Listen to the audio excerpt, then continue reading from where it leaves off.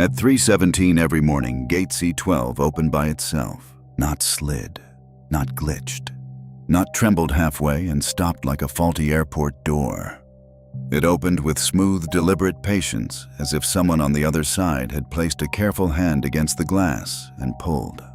The first time it happened, the terminal was empty, the moving walkways were silent, and the overhead lights had already shifted into that dimmed overnight setting that made Denver International Airport feel less like a transportation hub and more like a sleeping machine too large to fully trust.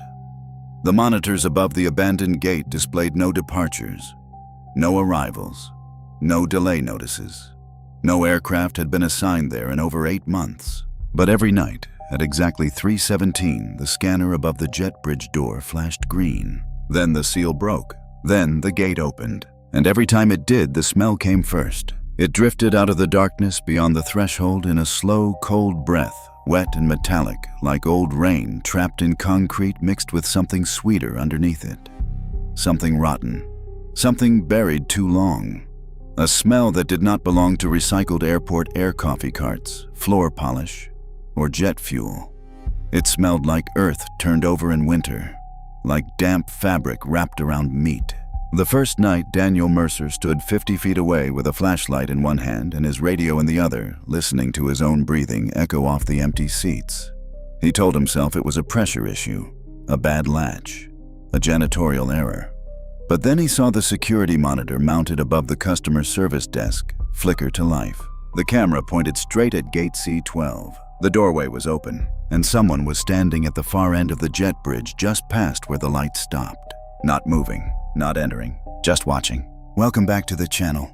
Tonight's story begins in the dead hours beneath fluorescent light, where routine turns into dread and one locked gate begins opening on its own. If you are watching, comment where you are watching from. And if true horror, haunted places, and creeping late-night stories are your kind of nightmare, subscribe, and stay with us. Because what Daniel found at gate C12 was not a malfunction. It was waiting for him. Daniel Mercer had worked nights for almost 4 years before the first incident at gate C12, and by then insomnia had become less of a condition and more of a profession. He was 36, broad-shouldered, quiet by habit, and the kind of man who moved through a room without attracting attention.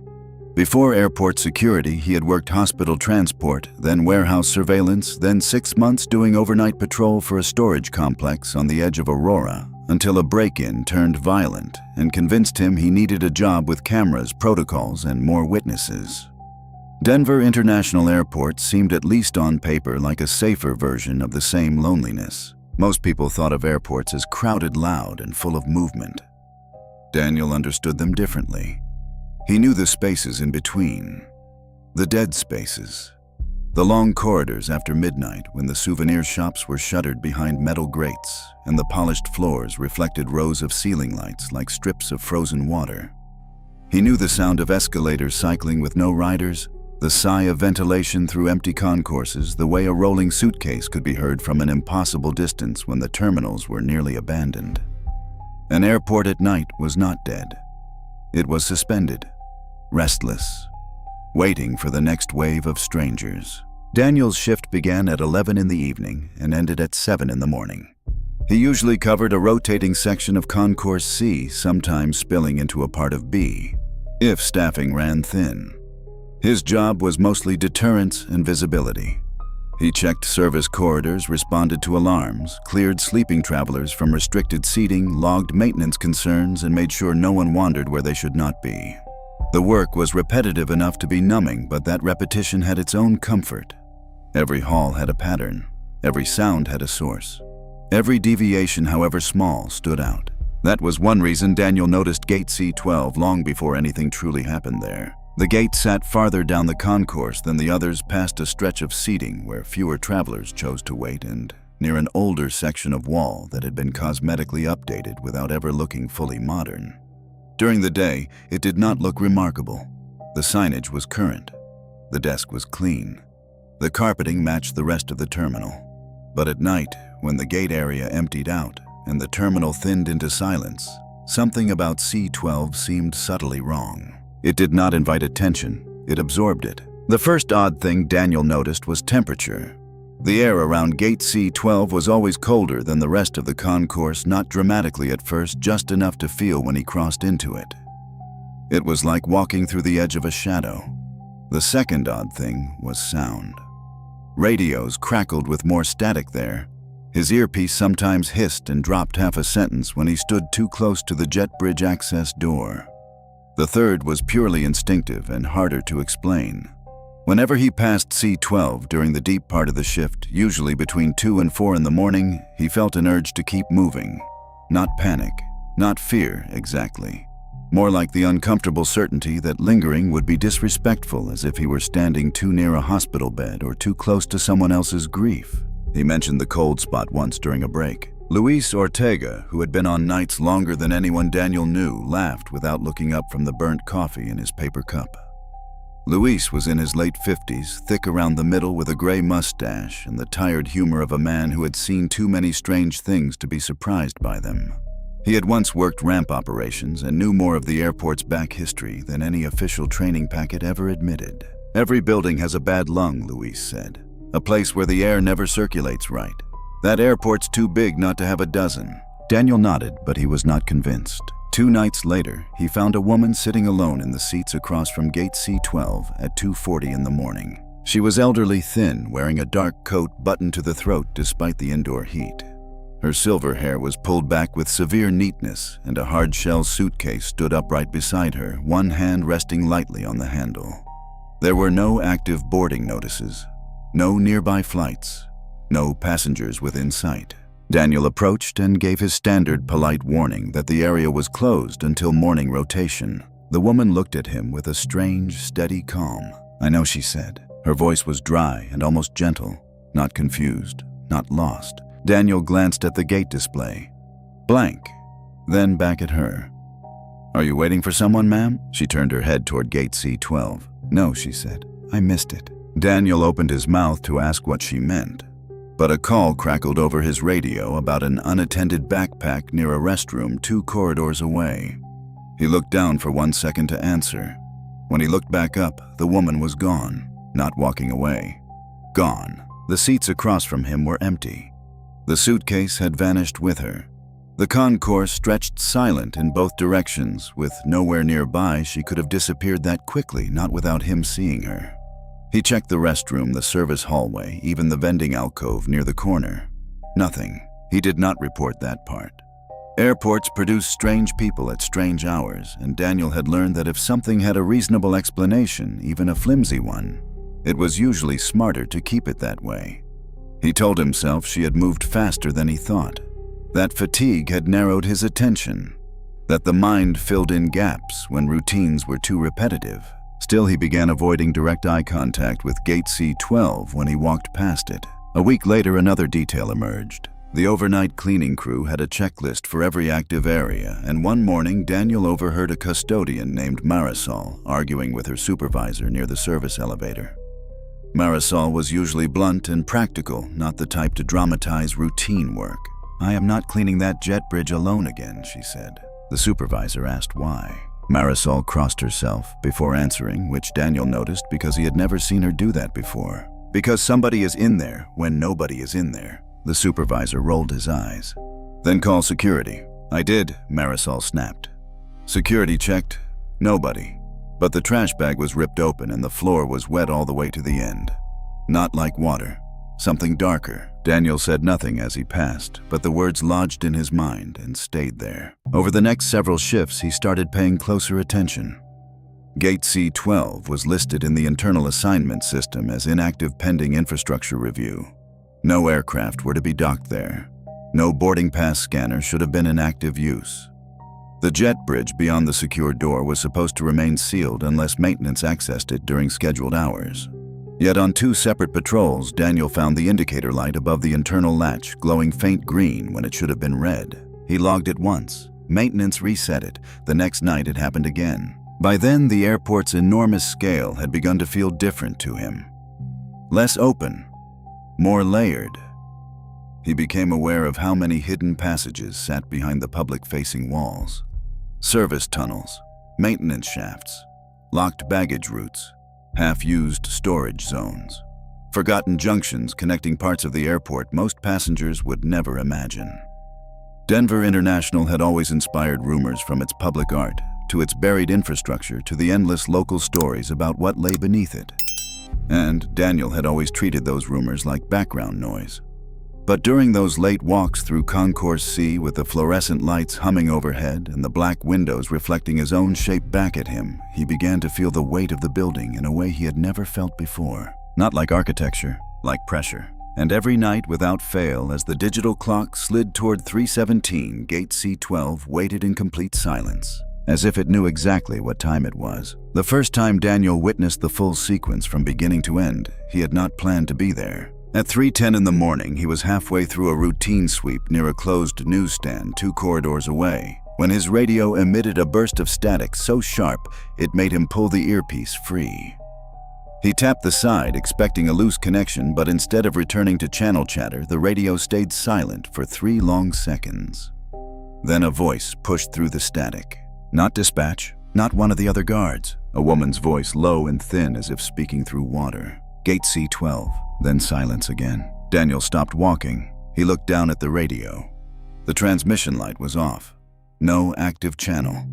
He told himself it had been crosstalk interference from another frequency, maybe a garbled fragment from some maintenance crew. But the words had come through too clearly to dismiss. Not shouted, not distorted. Spoken directly. He turned toward the long stretch of Concourse C. At that hour, the terminal held a particular kind of emptiness that was different from the beginning of the night. The few stranded travelers who had been awake at midnight were gone now, either sleeping against their luggage near active gates or absorbed into delayed departures elsewhere. The restaurants had darkened. The smell of coffee had died away. Even the cleaning carts seemed absent. It felt less like a public place than a stage after the audience had left. Daniel started walking. His boots made soft, hollow sounds against the floor. Each row of empty seats seemed to lean in the same direction, toward the windows, toward the black glass where no outside landscape could be seen. Only reflections. His own flashlight beam swung ahead of him, briefly catching gate signs, armrests, metal trash lids. Nothing moved. Yet the farther he went, the more he felt the air cooling around him. 3:14. He checked the time on the wall monitor as he passed Gate C10. A few steps later, the smell reached him. That same damp metallic odor, stronger than before. Wet concrete, rot.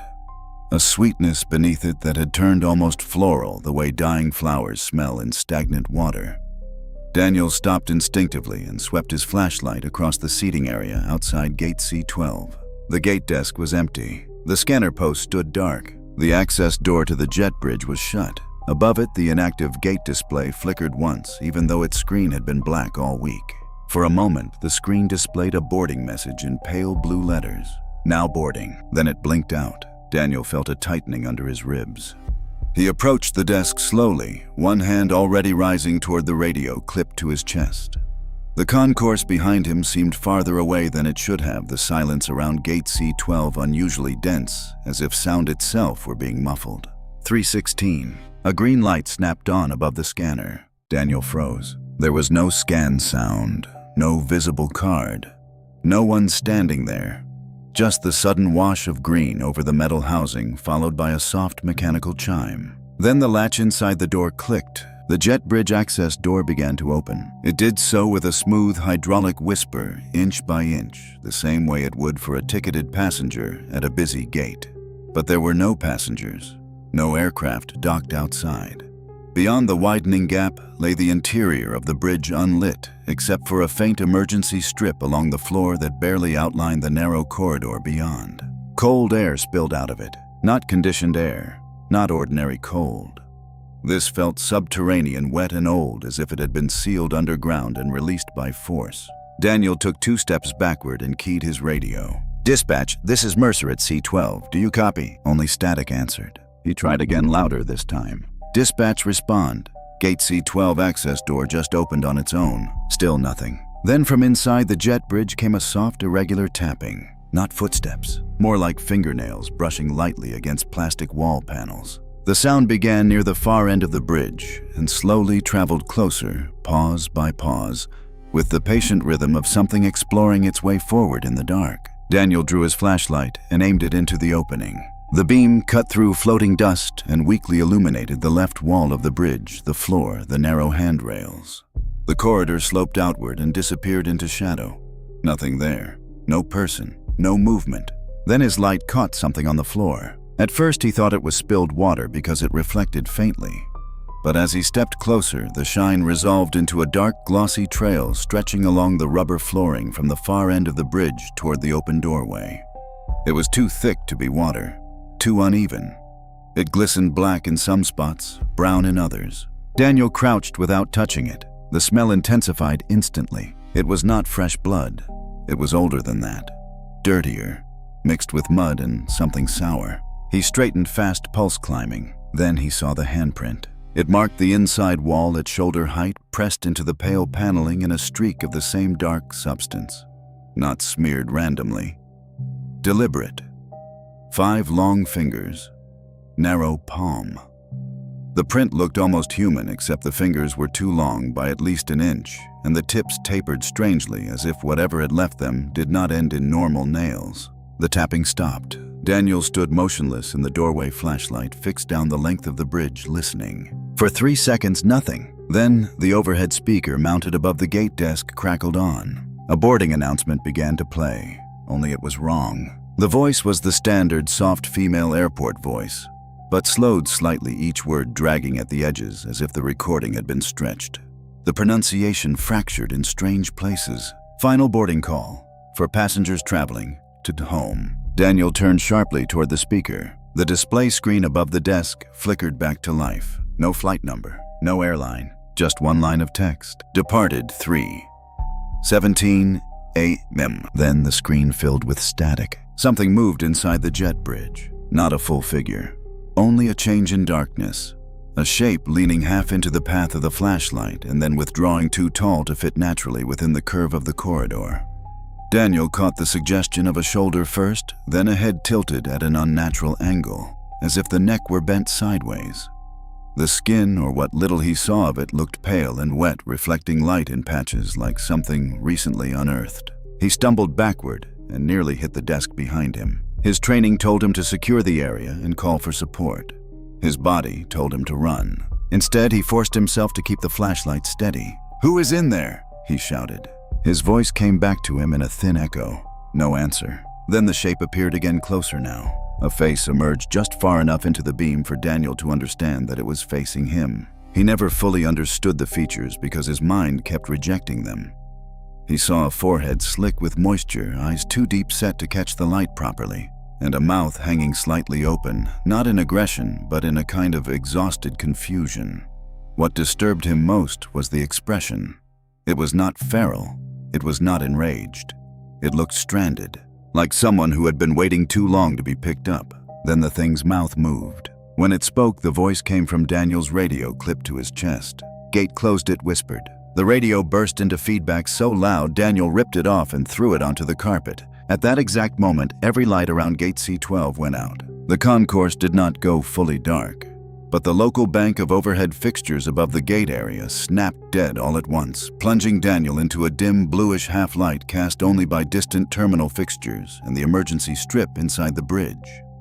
Shadows stretched instantly. The rows of seats became low black forms.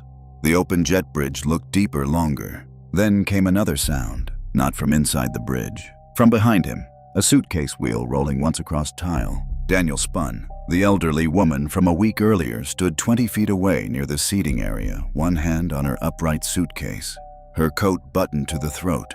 Her face was expressionless. She looked exactly as she had before, untouched by time fatigue or surprise. "You should not let it see you waiting," she said. Daniel stared at her. Every rational part of his mind was overloading at once. He opened his mouth, but before he could speak, the woman's gaze shifted past him toward the open gate. Her expression changed. Not fear, recognition. And then with terrible softness, she said, "It remembers the ones who look back." The dark inside the bridge rustled. Daniel swung the flashlight again. The shape was gone. The trail on the floor, however, had extended. It now crossed the threshold and continued in a wet line onto the carpeted gate area, stopping just short of where Daniel stood. He backed away. The woman was no longer near the seats. Her suitcase was gone too. The overhead lights snapped back on. Everything happened so quickly afterward that Daniel would later remember it in fragments. He got his radio from the floor. The feedback had ceased. Dispatch suddenly returned asking why he had missed 2 check-ins. He reported an unauthorized gate malfunction and possible trespasser. Within minutes, a supervisor and another guard arrived. By then, the access door to the jet bridge had closed again. The scanner light was red. The gate display was blank. The boarding announcement system was silent. Daniel led them to the doorway and showed them the trail. There was no trail. The floor inside the bridge was dry. The wall was clean. No handprint, no smell, nothing. His supervisor, a clipped, impatient man named Warren Pike, checked the access logs from the terminal tablet and frowned. No badge scans, Pike said. No remote unlock. System says this door has not been used since last month's inspection. Daniel pointed to the display screen, still trying to steady his breathing. It turned on. It said, boarding. It announced something over the speaker. Pike looked at him for a second too long. You get enough sleep before shift, Mercer. Daniel almost answered angrily, but something in the jet bridge caught his eye. At the far end, barely visible through the small reinforced window in the closed door, stood a shape at the bend in the corridor. Watching, he stepped closer. It was gone. Pike ordered maintenance to inspect the latch and told Daniel to file an incident report for suspected electrical malfunction. The other guard, a younger guy named Reese, gave Daniel a careful sideways glance but said nothing. They left after 10 minutes. Concourse C returned to its ordinary overnight silence. Passengers would never know anything had happened, but Daniel could not shake one detail. When Pike read the access log aloud, he mentioned last month's inspection. Daniel later checked the maintenance record himself. The inspection had occurred at 3:17 in the morning, and the technician assigned to it, a contractor named Helen Voss, had not returned home after that shift. Her disappearance remained unsolved. By sunrise, Daniel had convinced himself he needed facts more than fear. He took his break in the cramped staff room behind the service corridor, sat in front of an aging desktop terminal, and searched internal records he technically did not have clearance to explore deeply. Most of what he found was redacted or buried behind maintenance codes, but 3 things surfaced. First, Gate C12 had been temporarily decommissioned after a containment event involving an access corridor and a biohazard cleanup request. No public explanation attached. Second, there had been earlier complaints going back years about phantom announcements, unexplained door activity, and reports from overnight staff describing passengers at inactive gates who were never captured on adjacent cameras. Third, the original construction maps of that section of Concourse C showed something the newer maps did not. Behind Gate C12, beyond the standard jet bridge connection, there was an older service passage no longer listed on active schematics. A sealed section, or supposedly sealed. Daniel leaned closer to the screen. The map showed the passage angling downward beneath the concourse, away from public areas, into a cluster of support tunnels marked only with storage designations and numerical codes. But one handwritten note preserved in a scanned planning document from decades earlier had been flagged and partially blacked out. Only a few words were still visible beneath the redaction. Do not reopen after incident. His skin prickled. He printed the fragment before the system could time out and folded it into his pocket. That should have been the point where Daniel asked for reassignment or decided he had imagined enough to make distance the sensible choice. Instead, by the time his shift ended and the morning sun rose pale over the eastern edge of the airfield, one conviction had already hardened in him. Gate C12 was not opening at 3:17 because of faulty mechanics. Something was using it, and now that Daniel had seen it clearly enough to know it was real, the worst part was no longer the fear. It was the feeling that something at the airport had noticed him seeing it back. Say the word, and I will continue with Part 3, Part 4, Part 5, Part 6 in the YouTube description in the same style. Daniel stopped trusting the clock after the second night. Time. Inside concourse. C had always felt stretched during the graveyard shift, but now it felt manipulated. Minutes would pass normally until around 3 in the morning, then begin to compress as if the space between seconds was thinning. He would check his watch, then the wall monitor, then his phone, and each would agree on the numbers, but not on the feeling. It was like the airport itself was holding its breath. He began preparing before 3:17, not officially, not in any way he could explain to a supervisor without raising concern. but he adjusted his patrol routes so that he would always be within sightline of gate C12 by 310. He carried a second flashlight. He kept his radio volume low, not because of protocol, but because he did not want to hear that voice again if it came through. On the third night after the first full incident, he arrived early. 3:09. The concourse looked the same as always. Empty rows of seats, darkened storefronts, reflections in the glass that doubled every movement he made. He stood at a distance this time near gate C11, far enough to retreat if necessary, close enough to see clearly. 3:12. The air shifted. It was subtle at first, like the temperature lowering by a degree or two. Then the smell followed. Fainter than the night before, but unmistakable. Damp, sweet, wrong. Daniel did not move. 3:14. The overhead lights flickered once above C12. No full blackout, just a stutter. Then the gate display turned on again. This time the text was different. On time. No destination, no airline, no gate assignment. Just that. Daniel felt his throat tighten. 3:16. The scanner flashed green. No sound. Then from the darkness beyond the door, something tapped again. Slow, measured, waiting. Daniel forced himself to step forward this time. One step, then another. The door had not opened yet. The latch had not clicked. Everything was paused at the edge of happening. Then his radio whispered. Not static, not interference. A breath. He froze. The breath came again, faint but unmistakable, as if someone were standing directly behind him, exhaling slowly into the microphone clipped to his chest. Daniel turned. Nothing. The concourse stretched empty behind him. He grabbed the radio and held it away from his body. "Who is this?" he said low. No answer. But the breath continued. Then layered beneath it, something else emerged. A voice. Not the same as before. Not a woman. Multiple voices. Faint. Overlapping. Speaking at once in tones too quiet to fully understand, as if a crowd were murmuring from a great distance. Some voices rose higher than others, some breaking, some whispering, some almost laughing. None of them belonged in an empty airport. Daniel lowered the radio slowly. The murmuring continued. From the radio, from the air, from inside the jet bridge. At 3:17, the door opened. The sound was louder this time. Not the soft hydraulic whisper he remembered. A drawn-out creak, like something resisting before giving in. The door slid wide. Cold air poured out. The smell hit him hard enough to make his eyes water. And the murmuring stopped. Total silence. Daniel stepped forward before he could stop himself. The beam of his flashlight cut into the bridge. The dark trail was back. Thicker now. It did not just run along the floor. It climbed the walls. Thin streaks reaching upward, branching as if something had dragged itself along both surfaces at once. He swallowed. Then he saw the first object. A shoe. It lay near the middle of the bridge, turned on its side, its laces soaked and stiff. A woman's shoe. Old style. Not recent.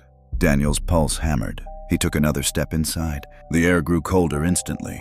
The emergency strip along the floor flickered, casting broken light up the walls. And then the voices returned. Not in the radio this time. Inside the bridge. Whispering. He could not make out words, but he could feel intent behind them. Urgency. Confusion.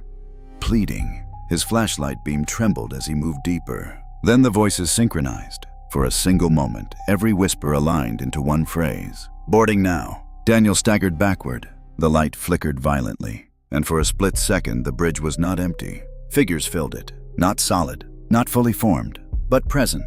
Dozens, standing shoulder to shoulder in the narrow corridor facing toward the far end as if waiting in line. Their outlines shimmered in the weak light, overlapping, shifting, flickering in and out like reflections on disturbed water. Some were tall, some bent, some missing pieces, all of them facing away from Daniel, all of them waiting. Then every head turned at once. The light snapped out. Daniel fell backward out of the doorway, hitting the carpet hard. When the lights came back on, the bridge was empty again. The door slid shut. The scanner light returned to red. The smell dissipated almost instantly. Daniel lay there for several seconds, staring at the ceiling, his breath shallow and uneven. Something had changed. Before it had been one presence. Now it was many. And they had seen him. The next night, Daniel did something he should not have done. He went looking for the sealed passage. The maintenance maps had given him enough of a direction to guess where the older access point might be.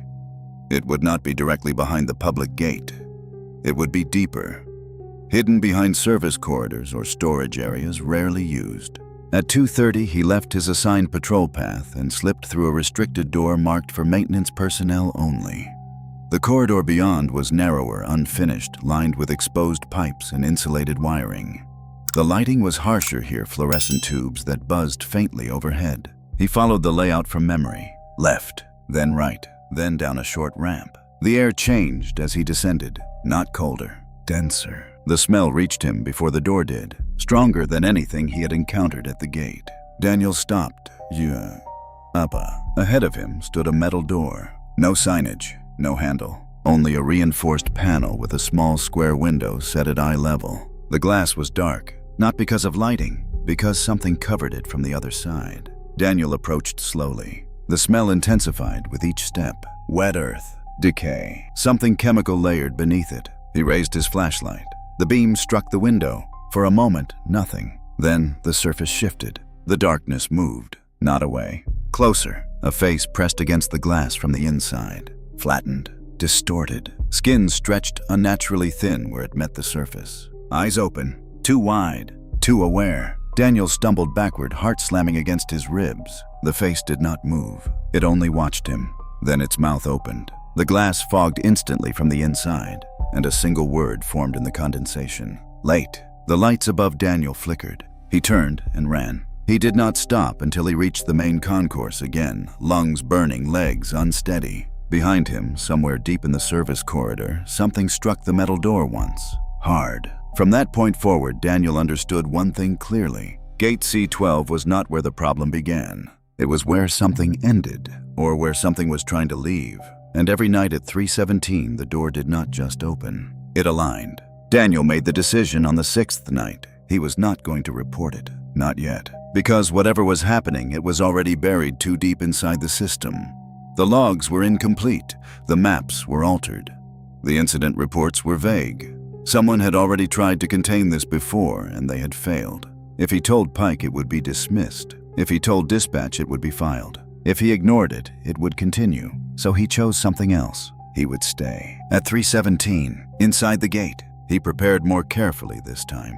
2 flashlights, a backup battery, a small body camera clipped beneath his jacket, unofficial and unlogged. And one thing he had taken from the service corridor earlier that night, a maintenance access key card, not authorized for his level, but enough to override certain locked systems. At 3:13, he stood directly in front of gate C12. The concourse was silent. No travelers, no cleaning crew. Even the distant hum of machinery seemed muted. 3:15. The smell came early this time. Stronger, more aggressive. Daniel felt his stomach turn. 3:16. The lights dimmed, not flickered. Dimmed, as if something were pulling power away from the surrounding area. The gate display turned on. This time it showed a full line. Final boarding. Daniel swallowed hard. 3:17. The scanner flashed green. The door opened, and Daniel did not step back. He stepped inside. The cold hit him like a wall. The air inside the bridge was thick, almost difficult to breathe. The floor was no longer clean. The dark substance covered it in long, overlapping trails, as if dozens of things had moved through here repeatedly. The voices were immediate, louder than before. Whispers overlapping in waves, some crying, some pleading, some calling out names. Daniel forced himself forward, step by step. The emergency light flickered violently. The walls seemed closer than before, the bridge longer. Too long, far longer than the external structure should allow. His flashlight beam shook as he pushed deeper. Then the voices stopped, completely, and the silence that followed was worse. At the far end of the bridge, where it should connect to open air, there was no plane, no exterior, no tarmac, only darkness, not absence of light. Something thicker, something that absorbed it. Daniel stopped. His breath came fast. Then something moved inside that darkness, a shape emerging slowly. Too tall, too thin, limbs bending at wrong angles. Its skin was pale and slick like it had never fully dried. Its head tilted unnaturally as it stepped forward into the faint light. Behind it, shapes moved. More figures, stacked, pressed together, trying to follow. Daniel's body locked in place. The thing in front of him took one more step. Its face became visible, not fully human, not fully anything he could understand. But its eyes were full of recognition. It knew him. The thing opened its mouth, and when it spoke, it used his voice. "You stayed," Daniel's heart stuttered. The voices behind it surged again. Not whispers now, screaming. Hundreds of voices pushing forward from the darkness behind the creature, pressing against it, trying to break through. The figure leaned closer, its head bending sideways, its mouth stretching too wide. "You should not have stayed." The lights died. Complete darkness. The screaming filled the bridge, and something grabbed Daniel's arm from behind. The grip on Daniel's arm was not violent.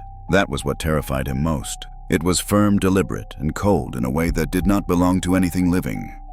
The fingers wrapped around his sleeve with slow certainty, as if they had been reaching for him long before they touched him. Not grabbing to attack, not pulling to drag, just holding. Daniel's first instinct was to wrench free, but his body refused to respond immediately. The darkness inside the bridge was absolute now. His flashlight had gone out the moment the lights died, leaving him suspended in a space where depth no longer made sense. The screaming that had erupted behind the creature collapsed into something else, low-layered, breathing too many lungs, inhaling and exhaling in uneven rhythm. He forced himself to move. He twisted hard, ripping his arm backward. The grip tightened for half a second, then released. Daniel stumbled forward, blindly slamming into the wall of the bridge. His shoulder exploded with pain, but he barely registered it. His hands fumbled across the paneling, searching for orientation, for anything familiar. The air felt thicker now, like it resisted movement. Every breath tasted damp and stale, like something long sealed had been opened and never meant to be. Then ahead of him, a faint glow returned. The emergency strip along the floor flickered back to life, weak, unstable. But enough. Daniel dropped to one knee and grabbed his fallen flashlight. He slammed the base against his palm once, twice, and the beam sputtered back on in a narrow, trembling cone. He swung it forward. The creature was gone. The darkness at the end of the bridge had receded, shrinking back into something that resembled distance again. The corridor was still longer than it should have been, but no figures stood within it now. Except the passengers. They were still there. Faint outlines lining both sides of the bridge, just at the edge of visibility, like silhouettes burned into glass. They no longer moved, no longer turned. They simply stood facing forward, waiting in that same unnatural stillness. And between them, stretching down the center of the floor, was the trail. Not a trail anymore, a path. Thick, dark, layered, as if it had been reinforced by repeated passage. It led from where Daniel stood straight to the end of the bridge, and now faintly, it extended back toward him. He realized with a jolt that something had crossed the threshold behind him. The voices were gone, but the breathing remained. Closer now, right behind him. Daniel did not turn. He ran. He pushed himself up and sprinted down the bridge, boots slipping slightly on the slick surface. The silhouettes did not move as he passed them, but he felt their presence shift, like pressure turning toward him without visible motion. His flashlight beam shook violently, catching fragments of faces that vanished the instant he tried to focus on them. Sunken eyes open, mouths hollow, expressions frozen between recognition and loss. Halfway down, the emergency lights flickered again. The bridge stretched. Daniel felt it happen. The distance increased. The doorway he had entered from seemed farther away than it should be, receding as he ran. Panic surged through him, sharp and immediate.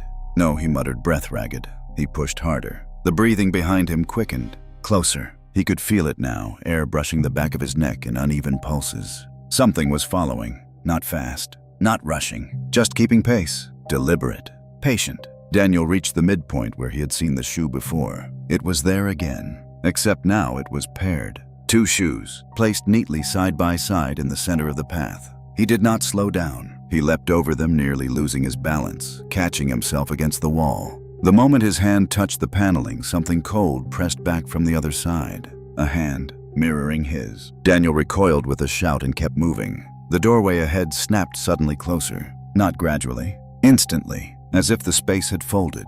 He burst through the threshold and stumbled out into the gate area, crashing against the desk and knocking a stack of unused boarding slips to the floor. The moment he cleared the doorway, the air changed. Warmer, drier, normal. The lights above gate C12 surged back to full brightness. The door behind him slammed shut with a violent metallic crack. Daniel spun around, chest heaving. The scanner light was red. The display screen was black. The concourse was silent, completely empty. He stood there for several seconds, trying to slow his breathing, trying to convince himself that what he had just experienced could be contained within explanation, within reason, within something that would not follow him out of that space.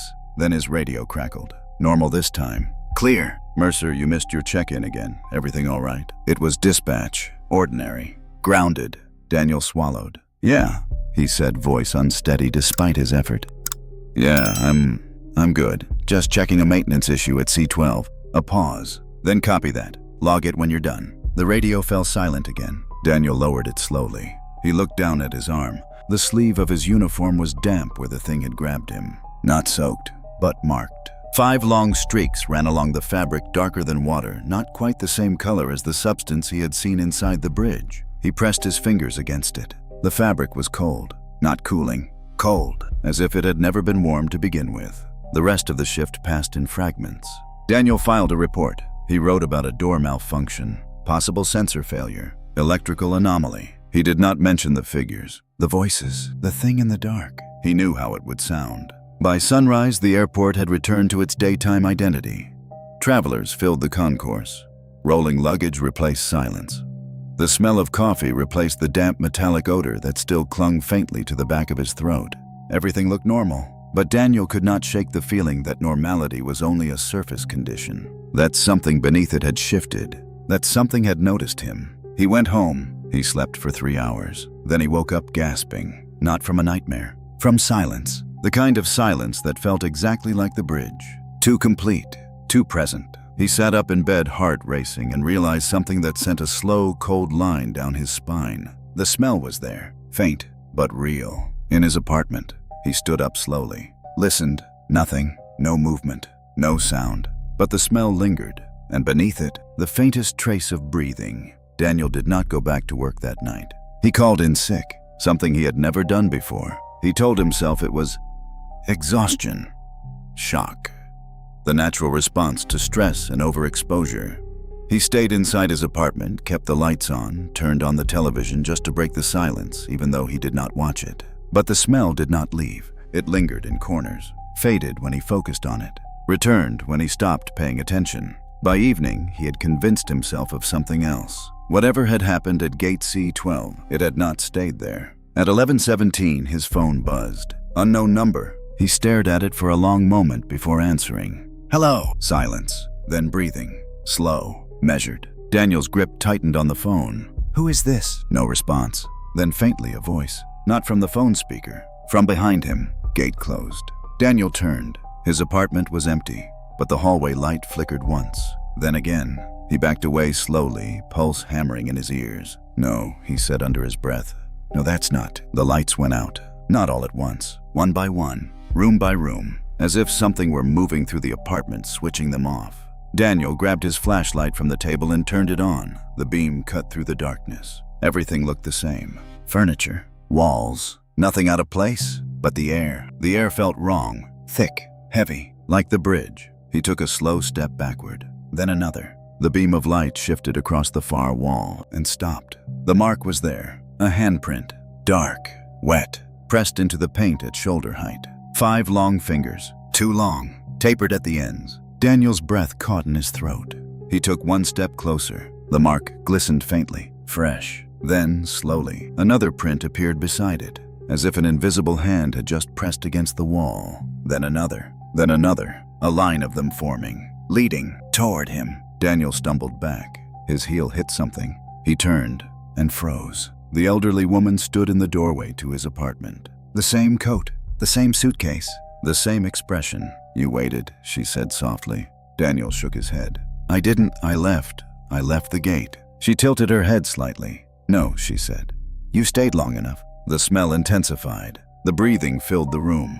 The walls seemed closer. Daniel raised the flashlight, aiming it directly at her face. The beam passed through her, not like light through glass, like light through something thinner. She flickered, then stabilized. Behind her in the darkness of the hallway, shapes moved. More figures, crowded, waiting. Daniel's voice broke. What do you want? The woman's expression softened, almost sympathetic.